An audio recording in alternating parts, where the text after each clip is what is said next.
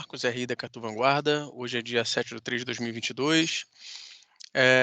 Nosso objetivo aqui é falar um pouquinho do nosso fundo de crédito privado que nós fazemos gestão. E, enfim, eu posterguei aqui ao máximo esse nosso bate-papo para ver se amenizava um pouquinho as coisas lá fora e a gente tivesse algum tipo de resultado aí para poder falar para vocês, mas não é o caso. As coisas, enfim, ainda estão um pouquinho confusas. Eu vou falar isso um pouquinho mais lá na frente. Bom, como esse aqui é o nosso primeiro vídeo do ano, eu sei que está um pouco tarde, mas quero desejar aqui um ótimo ano para todos vocês, tá bom? Então vamos lá, vamos começar aqui. Eu vou começar falando um pouquinho do nosso cenário macro e global. Tá?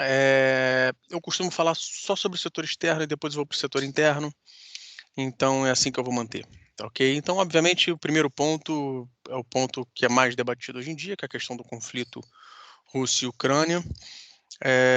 A gente procura sempre olhar de uma forma mais neutra, obviamente. Então, é claro que guerra é sempre ruim, a gente parte desse princípio, mas o nosso interesse aqui é como isso pode impactar eh, nas variáveis econômicas e principalmente no fundo que a gente faz a gestão para vocês, tá?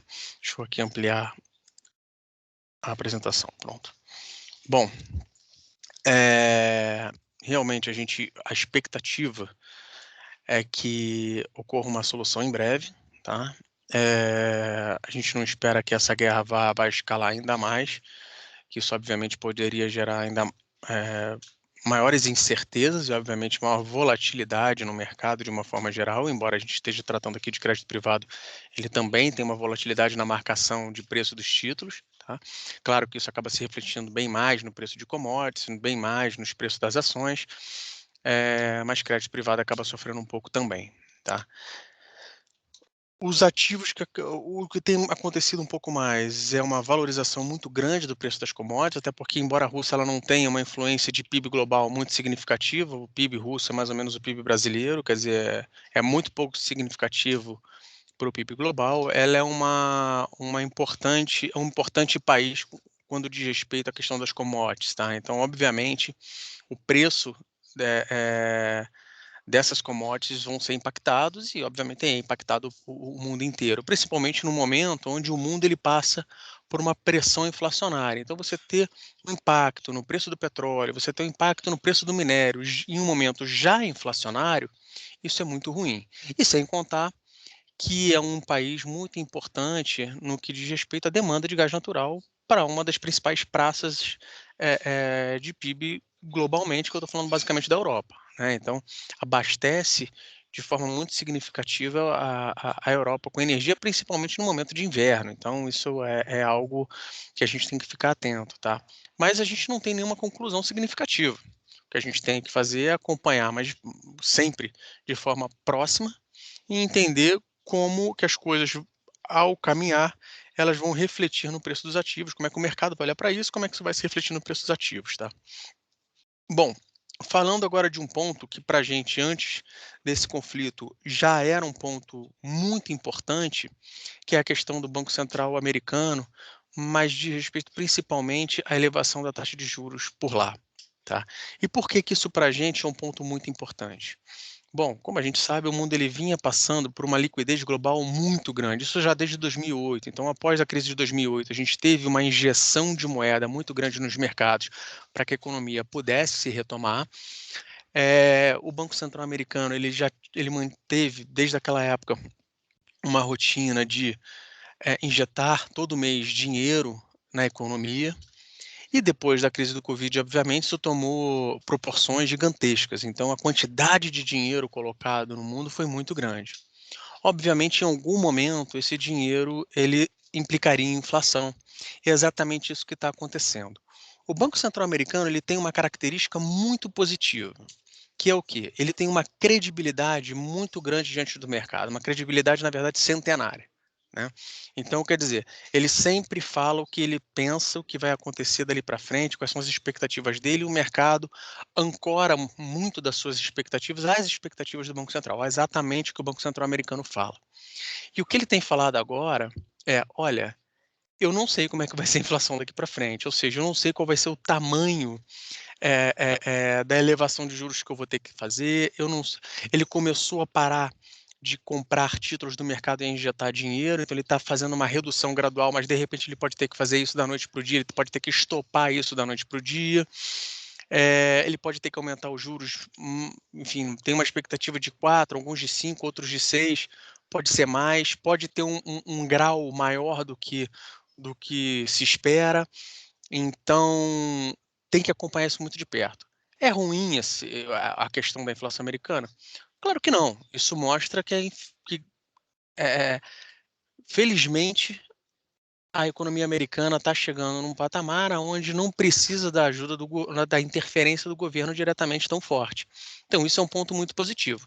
Qual o ponto negativo? O ponto negativo é que os juros ficou negativo por muito tempo. Os juros isso permite a alavancagem das pessoas físicas, isso permite a alavancagem de empresas. Quando o juros sobe, qual o preço do dinheiro? O preço do dinheiro é os juros. Então, quer dizer, quando o juros sobe, o dinheiro fica mais caro. Se você tem uma empresa, principalmente as empresas de tecnologia vivenciam muito isso, são empresas que não dão lucro.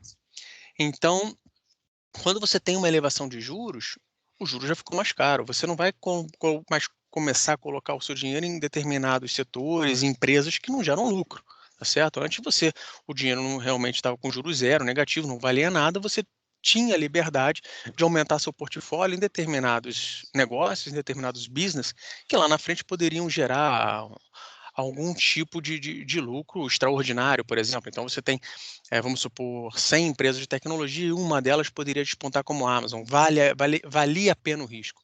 Conforme os juros for subindo, já não vale mais tanto a pena. Então, a visão do mercado começa mais a voltar para aquelas empresas de valor de fato, né? Empresas que geralmente são utilities, que são as elétricas, saneamento, empresas industriais, empresas que de fato geram valor para a economia, geram lucro, pagam dividendos e etc. Tá certo? E cada vez mais isso vai ser afetado em empresas que tomaram muita dívida e não geram lucro. Então, essas empresas muito provavelmente vão sofrer em algum momento. Agora, qual o tamanho desse impacto é que a gente não tem a certeza. Então, é importante que a gente fique de olho para que isso não afete a economia americana a ponto de gerar, por exemplo, um ajuste de preços muito forte e acabe gerando um estresse no mercado muito grande, né? Então, esse é o principal ponto que a gente está de olho hoje em dia, tá? Uma coisa muito semelhante acontece na Europa. Então, a gente tem um problema inflacionário muito grande na Europa. Num primeiro momento, se eu não me engano, até no vídeo que eu mandei para vocês, naquela época, a Christine Lagarde, presidente do Banco Central Europeu, falava que a inflação era uma coisa transitória. Hoje em dia ela já afirma que não é. Ela já entendeu que isso não é verdade, né? E você tem a questão da Rússia e da Ucrânia e que já tínhamos uma pressão, na verdade, nos preços de energia, aonde não foi feito um investimento adequado na matriz energética, principalmente fóssil, a ponto de quando a demanda voltasse, essas empresas estivessem com sua oferta em dia. Não à toa o preço das commodities já estava bastante elevado, quer dizer, o preço dos alimentos ele acaba subindo porque o preço do combustível sobe, então isso é um reflexo já da questão do preço dos combustíveis, e agora com essa questão ainda da Rússia, que é aquela que fornece gás natural, principalmente para a Alemanha, no momento de inverno, isso acaba gerando um pouco de incerteza e mais pressão inflacionária ainda, tá? No momento que a Europa passa por um problema fiscal um pouco mais sensível. Então, a gente também tem que olhar para isso com um pouco mais de cautela. Falando de China, os números de China que foram uma preocupação para a gente no final do ano passado, nesse início de ano já são números positivos, tá? Então, ela tem solucionado muito bem o seu problema, por exemplo, na questão imobiliária, né? Ano passado a gente teve a questão da Evergrande, outras empresas vieram a reboque, mas a gente entende que a China ela não tem uma conexão global, por exemplo, como os Estados Unidos tinham com Lehman Brothers e tudo mais naquela crise de 2008, né? Ela acaba resolvendo as coisas de forma interna, não é um país democrático, então um governo acaba conseguindo tomar medidas sem ter que ficar pedindo para Congresso e etc., determinadas aprovações, ele consegue tomar uma medida de cunho mais forte, então ele soluciona o problema dele internamente de forma muito mais dinâmica. Tá? E isso se deu, e o que a gente espera daqui para frente é um crescimento em torno aí de 5, 6%, quiçá, da China, tá? Até porque dentro dos planos do Partido Comunista Chinês está um crescimento muito forte ainda para os próximos anos. Eles têm uma meta a se cumprir, então o que a gente entende é que eles vão continuar tendo uma flexibilidade fiscal muito grande, uma flexibilidade monetária muito grande, para continuar com um aquecimento grande da economia chinesa. Então, isso obviamente nos favorece, né? Aliás, a economia que o Brasil é mais dependente é exatamente da economia chinesa. Eles indo bem, isso para a gente é um ponto muito positivo. Falando agora do setor interno, claramente o ponto mais discutido são as eleições, né? E a gente hoje em dia tem praticamente 2 candidatos, né, Lula e Bolsonaro. Assim como para a guerra da Rússia, a gente aqui tem que ser imparcial e tem que olhar a coisa friamente e entender como é que o mercado vai reagir a cada um desses candidatos. Ah, se Lula aparece nas pesquisas como favorito, qual é a nossa função aqui na Ecatu Vanguarda? É entender como o mercado vai entender, sendo Lula o novo executivo, quais são as medidas que ele vai tomar, como o mercado vai olhar para isso e como os preços dos ativos vão andar em relação a isso, tá certo? Então, o mesmo vale para o Bolsonaro. O que o mercado entende, principalmente o gringo, que tem injetado capital na nossa economia corriqueiramente desde o início do ano, é que o Lula presidente vai mudar pouca coisa e que muito provavelmente as medidas importantes econômicas a serem tomadas, elas vão ser tomadas no próximo governo. Isso porque este executivo, no caso o Lula, ele tem uma comunicação muito fluida entre os poderes, e isso é muito importante dentro de uma democracia, para que medidas importantes possam ser aprovadas, principalmente essas medidas de cunho fiscal. Estou falando aqui basicamente de medidas tributárias e administrativas dizem respeito principalmente à folha de pagamento do governo, que representa aí 90% dos custos do governo. Então, são coisas extremamente relevantes a serem tomadas, e o mercado acredita que este executivo ele pode ser, na verdade, um catalisador para aprovarem essas medidas logo no início do seu governo. Isso não impede que um novo governo Bolsonaro também aconteça dessa forma. Por quê? Porque as instituições, no final do dia, elas, quando entendem que o país está muito pressionado economicamente, essas medidas que não são populares, obviamente, elas acabam por serem aprovadas. A gente fala aqui até na casa que o Brasil é aquele aluno nota C, que vai para a recuperação, mas passa. Ou seja, se a gente realmente vive um momento de fiscal cliff, né, de estar ali flertando com o abismo, a gente dá alguns passos para trás, mesmo isso sendo impopular, né? A gente tem que entender que a cabeça média do político é sempre olhar para a base dele e favorecer a base dele. Se a gente olha para grupos de funcionalismo público, eles têm um poder muito grande na votação desses políticos que estão lá. Quando a gente olha para a questão tributária, empresários e tudo mais também têm uma influência muito positiva dentro desses políticos que se encontram em Brasília. Agora, claro que chega um momento que se essas atitudes, se essas medidas impopulares, elas não forem aprovadas, todos vão pagar mais lá na frente. Então, eles acabam voltando para a sua base, fazem um movimento inverso, explicam e a gente acaba aprovando medidas. Claro que não são medidas utópicas, como foi a reforma da Previdência, por exemplo, mas alguma coisa ela é aprovada e é alguma coisa que realmente vai fazer diferença lá na frente, tá certo? Então, isso é extremamente importante. Então, eu já estou falando aqui não só da questão presidencial, mas também um pouco da fiscal, né? Então a gente entende que essa política fiscal, primeiro, a gente está vivendo um ano de eleição, então não tem mais muito para onde piorar. O governo ele não pode mais tomar medidas fiscais, aumentar gastos assim a esmo, dado que a gente está no ano eleitoral, tá certo? E num próximo governo, a expectativa é que esse governo ele olhe para essa questão com mais cuidado e que talvez seja aí a questão número um a ser olhada para um próximo governo, independente dele, tá certo? Então, não à toa o investidor estrangeiro tem olhado para os ativos brasileiros e tem visto o quão barato eles estão, né? Você pega uma Vale do Rio Doce, agora já está um pouco maior, estava tá cento e pouco, mas no início do ano que estava 60 e poucos reais, ou seja, estava ali 4 vezes preço-lucro, né? Um ativo muito barato, né? E outras empresas brasileiras se encontram nesses patamares, tá certo? Então, isso acaba se refletindo também um pouco no crédito, né? Então, elas acabam pagando juros muito maior do que deveriam, exatamente porque o nosso prêmio de risco aumentou muito ali no final do ano. Então, tem muita oportunidade boa na mesa com empresas excelentes. Na questão monetária, a gente teve, na verdade, um aumento gigantesco da nossa taxa de juros ano passado, de uma forma muito rápida. Então, na verdade, a gente não vivenciou isso desde que o câmbio foi flexibilizado em 99.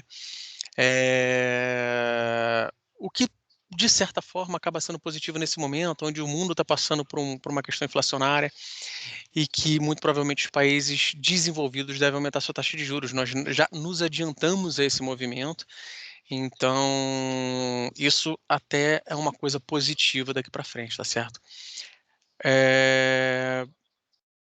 A gente espera aí um aumento de 1% na próxima reunião, e a expectativa é de que as coisas vão ser solucionadas o mais rápido possível com relação a esse conflito e que não vai ter mais tanta pressão inflacionária em cima disso, tá? Então a gente tem que trabalhar com dados e fatos, é isso que nós fazemos aqui dentro.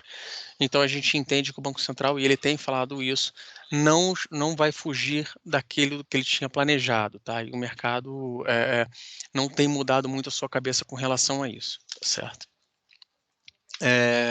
Falando um pouco do nosso produto, o nosso produto, na verdade, é um produto bem interessante para esse tipo de momento. É um produto muito bom, obviamente, quando a economia vai bem, mas também é um produto muito interessante quando a gente tem um aumento de risco no mercado. E não é diferente. E por que isso? Pelas características que eu já comentei no último vídeo e que eu vou comentar agora novamente, a gente percebe que é um produto que carrega mais de 60% aí do seu portfólio em empresas de excelente nota de crédito, super bem geridas, geralmente líderes dos seus setores e de setores muito bem regulados. Só os dois principais setores aqui, dos quatro, na verdade, principais setores que eu estou vendo, temos o elétrico e bancos que são extremamente bem regulados, né? Saneamento. Temos um quarto aqui que é shoppings. E na parte de serviço a gente só tem empresas que são líderes dos seus mercados, ou seja, são empresas que geralmente são muito bem geridas, que souberam trabalhar muito bem com a sua estrutura de capital no momento de crise, ou seja, aproveitaram uma taxa de juros muito baixa para rolarem as suas dívidas, emitirem dívidas mais baratas e ficarem com a sua estrutura de capital muito mais bem equilibrada, tá certo? Ou seja, mesmo a gente passando por um momento de recessão, são empresas que estão muito bem preparadas para esse momento, tá? Então, é uma carteira realmente que a gente olha e vê um potencial muito interessante, mesmo nesses momentos de recessão e de mais incerteza, tá? E é crédito, ou seja, é claro que tem um certo ajuste na sua marcação a mercado, mas são títulos que, se a gente carregar, ou seja, vivenciar o carrego desses títulos até o final, eles vão pagar muito bem, tá certo? Então, não à toa, a gente está tendo aí a performance que está tendo, e eu vou passar agora para vocês a performance. Bom, aqui é a rentabilidade do produto. A gente vê que desde o início ele está dando aí 43% contra 39% do CDI. Tá? Então está dando aí 110% do CDI, quase 111% do CDI.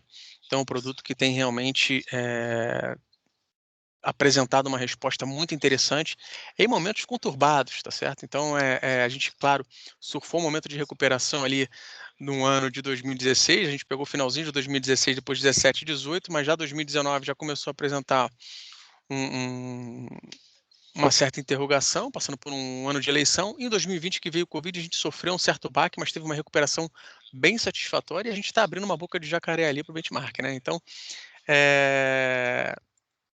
realmente é um produto, como eu falei para vocês, que a gente sabe selecionar muito bem o crédito, a gente trabalha muito bem com essas questões do spread, soubemos comprar realmente esses ativos e boas dívidas no momento de mais estresse, e agora a gente está surfando esse movimento, tá certo? E não vai ser diferente daqui para frente, tá?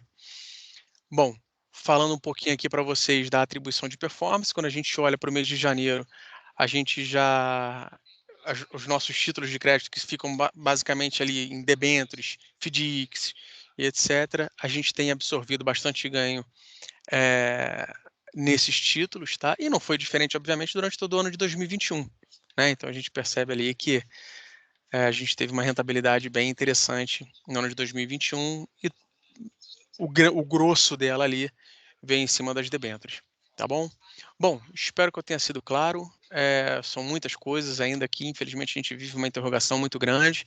Espero que no próximo vídeo isso tudo já tenha acabado, já tenha passado, que a gente possa ter uma visão mais clara daqui para frente. Mas é sempre bom relembrar que o produto que a gente faz a gestão aqui para vocês é um produto muito safe, que tem ativos muito bons e pelo simples fato de ser um crédito privado com empresas high grade, ou seja, de notas muito boas, é um produto que consegue ter força, ter punch aí para passar por momentos de crises piores, tá bom? Então, deixo aberto sempre a dúvidas, enfim, falem aí com os responsáveis que eles retornam para a gente e a gente tira a dúvida de vocês se necessário, tá bom? Um grande abraço a todos, até mais.